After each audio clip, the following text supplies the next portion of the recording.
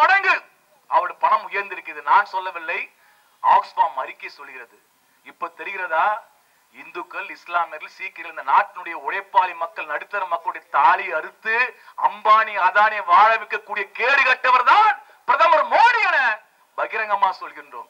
அதை திசை திருப்புவதற்காக நீ மக்களை மதத்தின் அடிப்படையில் பிளவுபடுத்துகின்றாய்.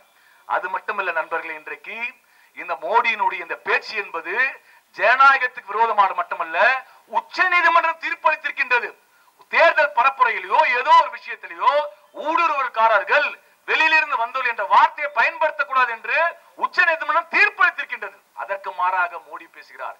எனவேதான் நாம் ஜனநாயகத்தின் நம்பிக்கை உள்ள செங்கோடி இயக்கம், மார்க்சிஸ்ட் கம்யூனிஸ்ட் கட்சி இயக்கம் கேடுகட்ட பிரதமர் மீது வழக்கு பதிவு செய்தது என்று முதலாக குரல் கொடுத்தார் சீதாராம் யெச்சூரி.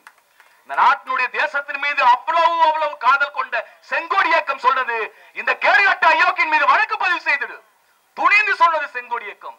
மார்க்சிஸ்ட் கம்யூனிஸ்ட் கட்சியின் சார்பாக தேர்தல் ஆணையத்தில் புகார் கொடுத்தோம். இதுவரைக்கும் நடவடிக்கை எடுக்கவில்லை.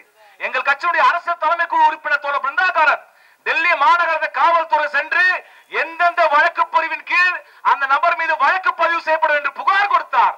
இதுவரைக்கும் நடவடிக்கை எடுக்கவில்லை.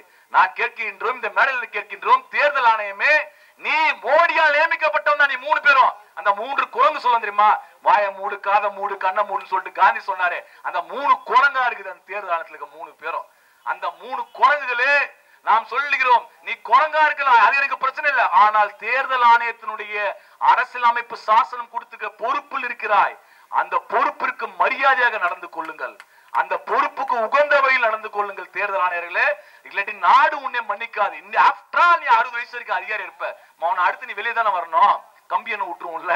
இந்த நாட்டு மக்கள் உங்களை தண்டிப்பார்கள்.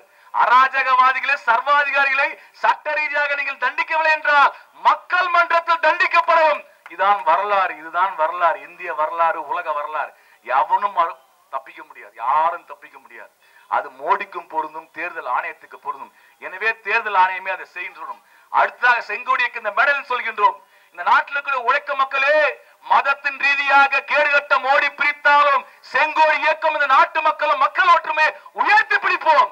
தேசம் காக்க மக்கள் ஒற்றுமை உயர்த்தி பிடித்த கொடி செங்கோடி. அந்த போராட்டத்திலே செங்கோடி இயக்கம் எந்த தியாகத்தையும் சந்திக்கும் என்பதை இந்த நேரத்தில் நான் சுட்டிக்காட்ட விரும்புகின்றேன். இந்த நாட்டு பிரிவினை லட்சமான மக்களுடைய உயிர்கள் பறிபோன போது இந்த நாட்டில் இருக்கக்கூடிய செங்கோடி மார்க்சிஸ்ட் கம்யூனிஸ்ட் இயக்கத்துடைய தலைவர்கள் துடித்து போயினர்.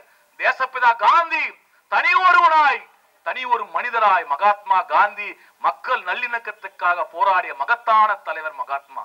அந்த மகாத்மாவை கொன்ன பாவிகள் தான் மோடியினுடைய மூதாதையர்கள்.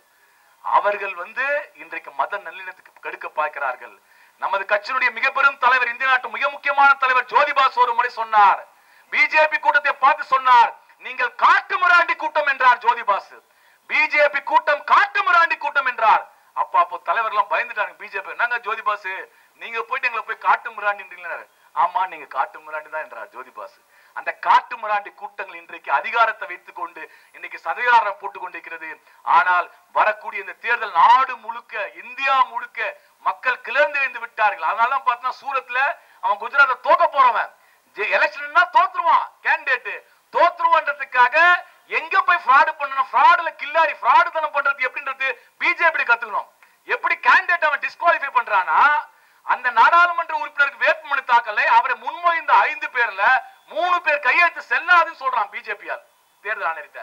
சரி செல்லாதா, சரி அந்த கூட்டம் வரணும்னு அர்த்தம் பண்ணா 3 பேரை காணும்.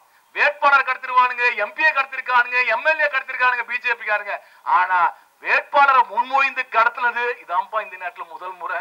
எவ்வளவு அயோக்கியத்தினுடைய உச்சம் என்னன்னா இந்த பிஜேபிக்காரங்க. அந்த 3 பேருக்காரன் அந்த காங்கிரஸ் கட்சிக்காரன் சொந்தக்காரன் அவன் போய் சொல்றான், சார் என் சொந்தக்காரன் தான் சார், ஆளக்காரன் சார்ன்றான். எதுக்கு? அவனை டிஸ்குவாலிஃபை பண்றதுக்காக. ஏனென்றால் சூரத் நகரத்தில் இருக்கக்கூடிய சிறு குறு தொழில் முதலாளிகள் அத்தனை பேரும் பிஜேபியை தோற்கடிக்க வேண்டும் என்று தீர்மானம் ஏற்று விட்டார்கள். பயந்து போன மோடி தான் இந்த கேடுகட்ட வழியை காண்பித்துக்கின்றார். நாங்கள் இந்த மேடையிலிருந்து சொல்கின்றோம், அறம் ஒரு நாள் வென்றே தீரும். அயோக்கியர்களும் களவாணி கூட்டமும் பழிச்சென்று தெரிவீர்கள். ஆனால் அறத்தின் பால் அரசியல் இருக்கும் வரை இந்த அயோக்கியத்தனத்தை ஒரு நாள் உரிச்சு காட்டும். எத்தனை வாட்டி நீ 7 வாட்டி வந்தல்ல மோடி, எவனா உன்னை சீனானா பாண்டி பஜார்ல படம் காட்டினிய சாதாரண தீபாவளிக்கு கூட்டம் அதிகமா இருக்கா சாமி.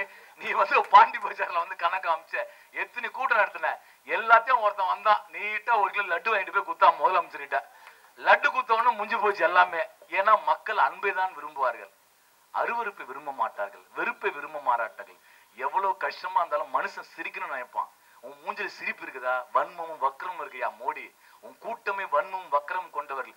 உங்களை அன்பால் இருக்கக்கூடிய மனிதர்கள் அதிகாரத்தில் இருந்து விரட்டுவார்கள்.